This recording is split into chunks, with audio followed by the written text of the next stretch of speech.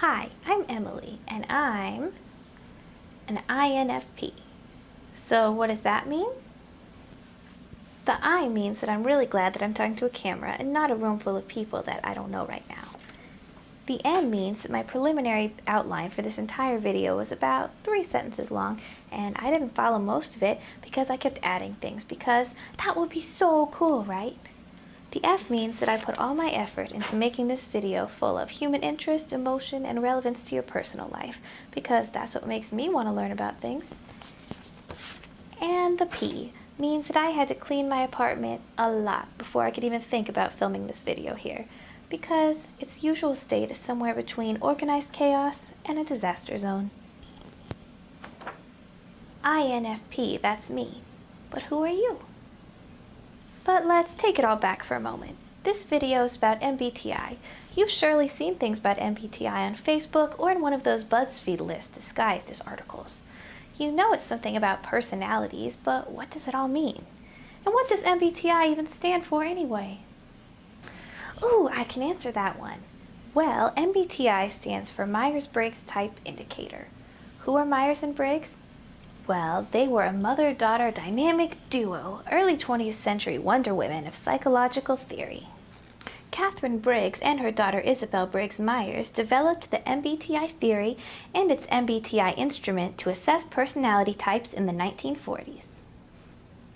Briggs and Myers were heavily influenced by the man himself, Carl Jung. I made this for the video. I don't keep posters of Carl Jung in my house or anything. Carl Jung had an important and influential theory about different kinds of psychological types. Basically, different common personality traits that people have. These aren't just random traits, but specific dichotomies in which a person prefers either one trait or its opposite. These traits influence how people think, learn, relate to the world around them, and relate to other people, or don't. Catherine Briggs and Isabel Briggs Myers built upon and organized Jung's personality type theories into their own system, the MBTI.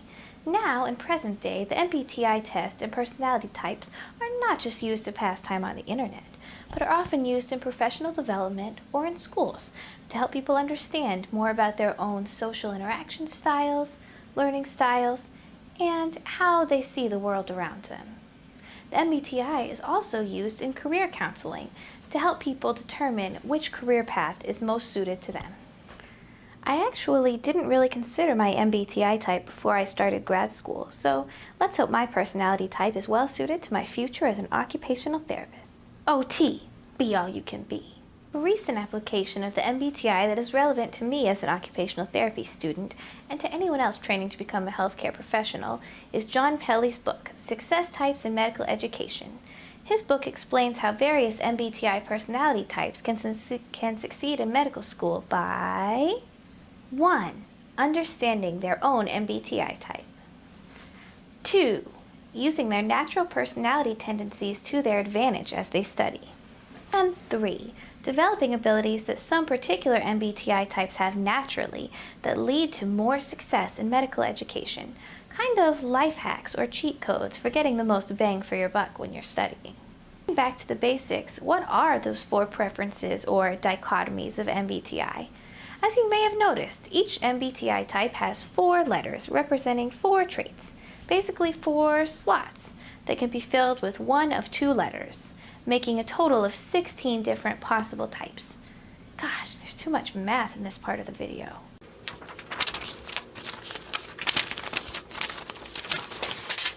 Keeping it simple, here are the 4 slots you can fill in to find your MBTI personality type.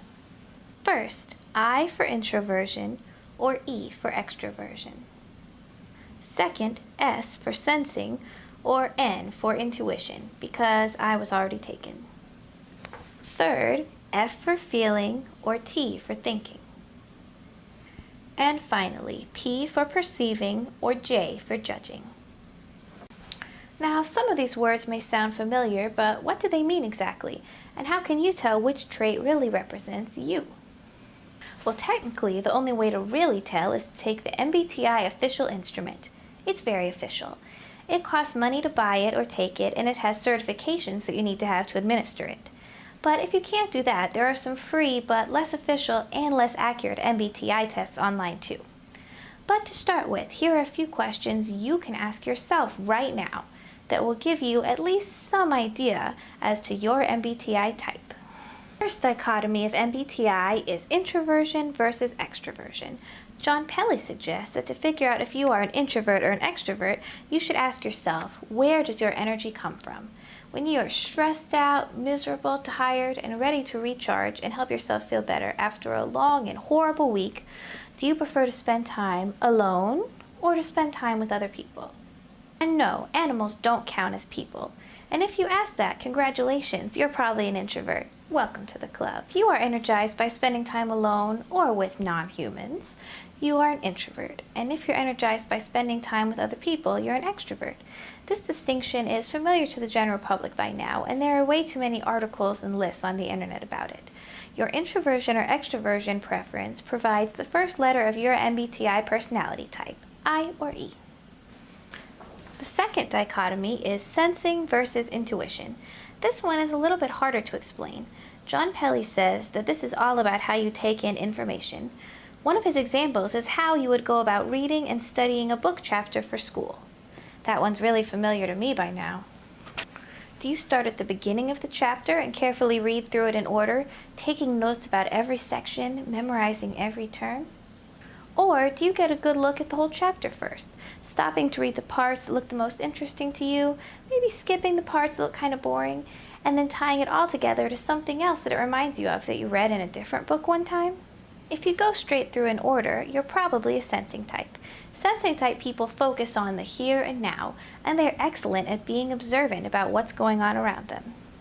Intuitive types are less about the here and now and more about what if. They sometimes get distracted from the real world by things going on in their own heads, but they can be good students too because they really know how to tie concepts together. In fact, John Pelley says that intuitive types tend to overperform on tests because they're able to figure out the right answer from context, wording, and prior knowledge, while sensing types are better at staying focused and memorize things while they're studying, but they tend to underperform on tests because they focus more on little details than on overall concepts. Your sensing or intuitive preference provides the second letter of your MBTI type, S or N, because the third dichotomy is thinking versus feeling. Now to clear this right up at the beginning, everybody thinks and everybody has feelings. But for John Pelley and my man Carl Jung, this dichotomy is more about how you react to new situations or new information when they're first presented to you. John Pelley provided a very relevant test for future healthcare professionals to figure out if you're a thinker or a feeler. If you see a patient in a hospital with a rare disease that you have never heard of before, like something wacky off of House MD, what do you think about first? Do you think about where the disease came from, how it spread, its molecular structure, how to treat it, medications? Or do you think about the patient themselves? What are their symptoms, their experience, their pain, and how is the disease affecting them as a person? If you're interested in how to cure the disease, you may be a thinking type. But if you're considering how to help the patient feel better, you may be a feeling type. And that's good, either way, because the world and the healthcare profession need both. Your thinking or feeling preference provides the third letter of your MBTI personality type, T or F. The fourth and final pair is judging versus perceiving. This personality trait pair was not originated by Jung, but was actually created and added by Briggs and Myers to explain how people structure their lifestyles. John Pelley's example test for judging versus perceiving is how you plan your vacations. Do you plan out the whole trip ahead of time, down to the hour, the dollars spent, and travel time? Or do you make basic plans and then just go with the flow, changing your mind, deciding things, and taking little side trips at the last minute? If you're a planner and an organizer, you're a judging type. And if you're spontaneous and maybe just a little bit scattered, you're a perceiving type. Now, please don't take judging as meaning negative or harsh. It's just supposed to imply that you use good judgment and planning as you go about your life. Your judging or perceiving preference provides the final letter of your MBTI type, J or P. But I have to note, like everything else in the world, the 16 MBTI types are way more than just the sum of their parts. Each of the 16 types are very unique, and their traits combine in special ways. If I were to describe every detail of every type, this video will be way too long, but I'll give you a brief quick rundown thanks to descriptions of personalities from 16personalities.com and personalitypage.com, as well as John Pelley's book.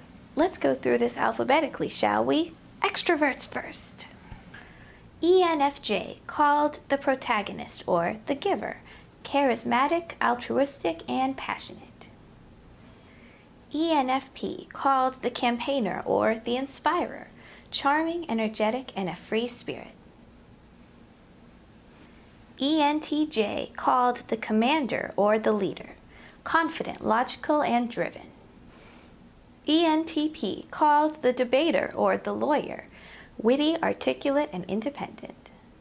ESFJ, called the caregiver or the provider, encouraging, warm, and loyal.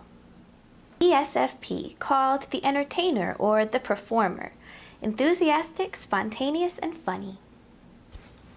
ESTJ, called the guardian or the protector, dedicated, organized, and principled. ESTP, called the entrepreneur or the doer, energetic, competitive, and ambitious. Moving on to the introverts. INFJ, called the advocate or the counselor, warm, compassionate, and creative. INFP, called the healer or the idealist, calm, idealistic, and introspective. INTJ, called the scientist or the architect, intellectual, curious, and a perfectionist. INTP, called the thinker or the logician, logical, inventive, and insightful. ISFJ, called the defender or the nurturer, caring, traditional, and protective. ISFP, called the adventurer or the artist, unconventional, artistic, and daring. ISTJ, called the duty fulfiller or the inspector, reliable, practical, and responsible. ISTP, called the virtuoso or the mechanic, analytical, rational, and mechanically inclined. Whew, that was a mouthful. Well, I'm sure you at least listened to the description of your own type, or the type that you think you probably are, right? You probably noticed that all the descriptors were positive. I was kind of trying to focus on the bright side. There are negative things that you could say about every type too. And that brings me to my next very important point. The MBTI is not a hierarchy.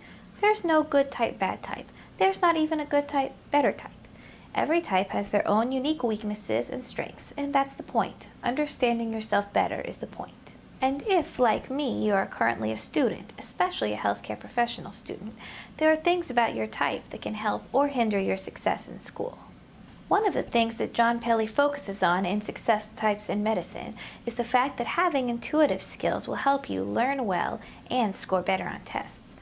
But what do you do if you're a sensor and not an intuitor? Intuitor? Well, here's some more good news.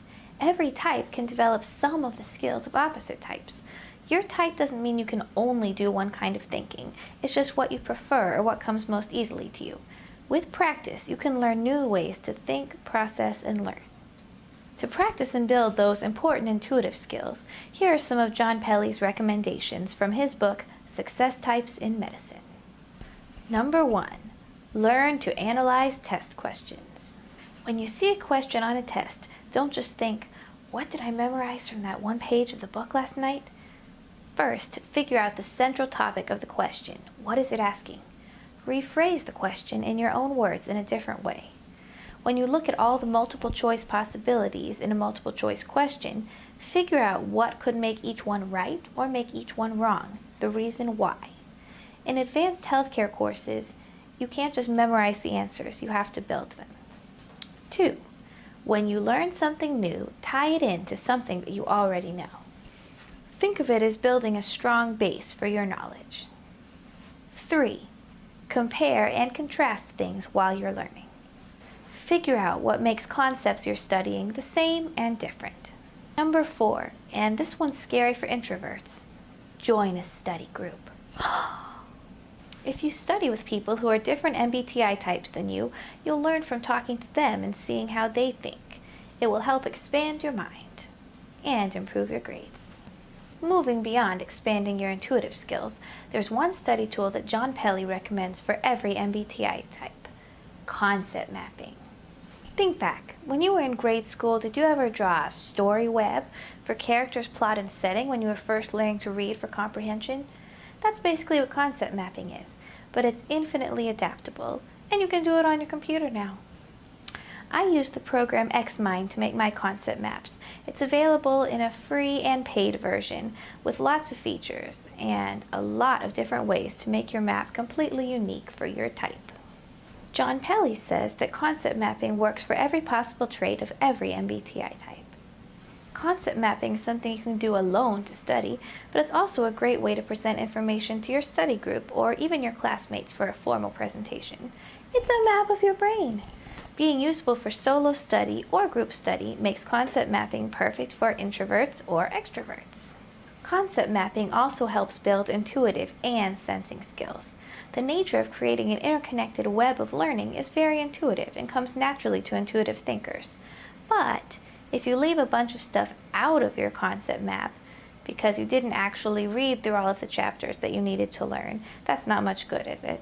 So you need your vigilant, observant sensing skills as well for your amazing study maps.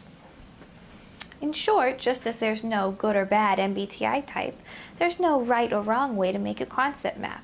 The point is to do learning individualized for you. I hope you leave this video with a better understanding of MBTI, the MBTI personality types, and ways that knowing your MBTI type can help you study and learn better. I want to close the video by moving from psychology to philosophy. One of the most famous quotes is, "Know thyself," expanded by Socrates to, "The unexamined life is not worth living." I want you to remember that examining your life and getting to know yourself better is always worth it. I think I'm going to hang this up in my house. This too.